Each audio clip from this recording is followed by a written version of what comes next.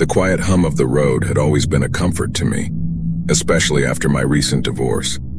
The long stretches of asphalt were a way to escape the memories of a marriage broken apart, shattered fragments of trust and love lost forever. But there were some places that the road led which were best left unexplored. Deep in the heart of the Midwest, legends persisted of certain rest stops that had a habit of making people disappear. It was said that if a driver ever found themselves parked there past midnight, they'd hear the whispers of those long gone, see reflections not of their own, and if they weren't careful, they might just join the voices in eternal unrest. One night, the weight of my own thoughts combined with the heavy eyelids from hours on the road forced me to pull over.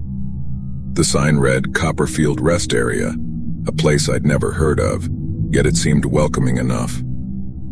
The rest area was encased in an eerie silence, amplified by the chirping crickets and the occasional hoot of an owl. To the left stood a dilapidated diner, Ed's Eats, its once neon lights now dimmed and the windows clouded with age. I decided to stretch my legs and perhaps grab a cup of coffee.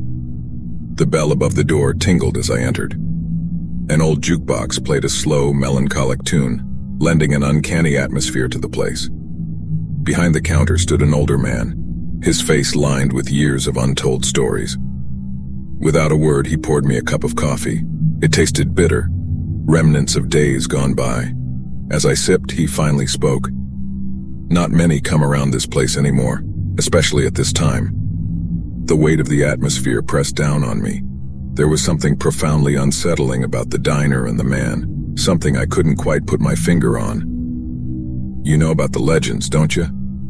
The old man continued, drawing my attention. When I shook my head, he smirked. This here's the last place many a soul has seen. They come, drawn by their sorrows, their regrets, and they never leave. My heart rate quickened.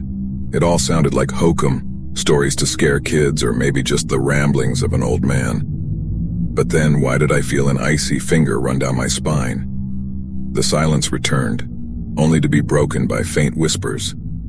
They seemed to come from the very walls, filled with longing and despair. "Help me!" one voice rasped. I jumped out of my seat, scanning the diner. I was still alone with the old man. "Hear them, do you?" The man's voice had taken on a sinister undertone. "Those are the souls who thought they could escape their past just like you." Suddenly, my personal demons, the yelling, the tears, the cold finality of signing the divorce papers, and the guilt of my own infidelities, all seemed to converge around me. This place wasn't just haunted by ghosts, but by the raw emotions of everyone who'd come here, including me. I made a break for the door. As I reached my truck, a shadow loomed in my rearview mirror. It was her, my ex-wife, her eyes hollow, her face twisted in anger and hurt. Panicking, I sped away from Copperfield, my heart pounding so hard I thought it might burst.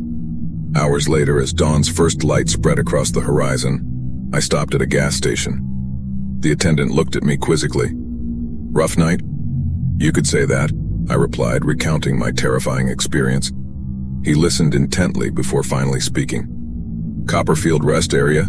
he said with a bemused expression. "Son, that place burnt down years ago after a gas leak in the diner. The old owner, Ed, died in that fire. You must have been dreaming." I froze. The reality of what I experienced and the impossibility of the situation gripped me. How could I have been in a diner that didn't exist, served by a man long dead?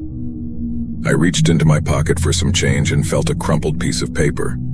Pulling it out, I unraveled a receipt from Ed's Eats dated that very night. The attendant's eyes widened, and without a word, he backed away. To this day, I steer clear of rest stops late at night, haunted not only by the legends of the Copperfield Rest Area, but by my own past. The road may be long, but there are some places it leads that are better left unvisited.